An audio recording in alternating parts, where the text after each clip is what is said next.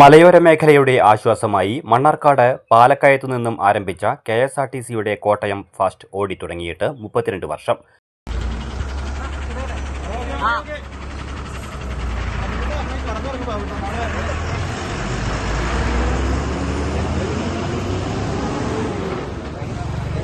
വാർഷിക ദിനത്തിൽ കാഞ്ഞിരപ്പുഴ വികസനവേദിയുടെ നേതൃത്വത്തിൽ ബസ്സിന് സ്വീകരണം നൽകി ജീവനക്കാരെ ആദരിച്ചു.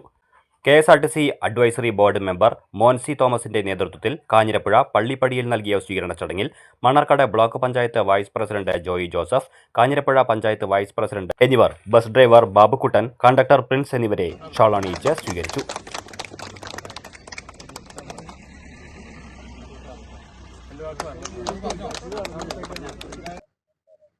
ആയിരത്തി 1994 ബഹുമാനപ്പെട്ട ബാലകൃഷ്ണപിള്ള സാർ ഗതാഗത മന്ത്രി എന്ന കാലത്ത് തുടങ്ങിയ സർവീസാണ് കോട്ടയം. ഇന്ന് ആ ബസ് തുടങ്ങിയിട്ട് 32 വർഷം പൂർത്തീകരിക്കുകയാണ്. ഈ കുടിയേറ്റ മേഖലയിലേക്കുള്ള പല ബസ്സുകളും നിർത്തിപ്പോയിട്ടും ഇന്നും ഈ യാത്രക്കാരുടെ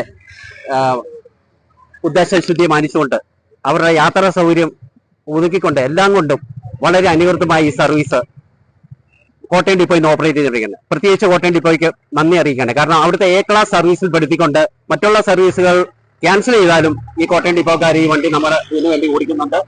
തീർച്ചയായിട്ടും അതിന് പ്രയത്നിക്കുന്ന പ്രിൻസ്, അതുപോലെ തന്നെ ബാബുക്കുട്ടൻ, ഇവരാണ് ഈ റൂട്ടിലെ ക്രൂ.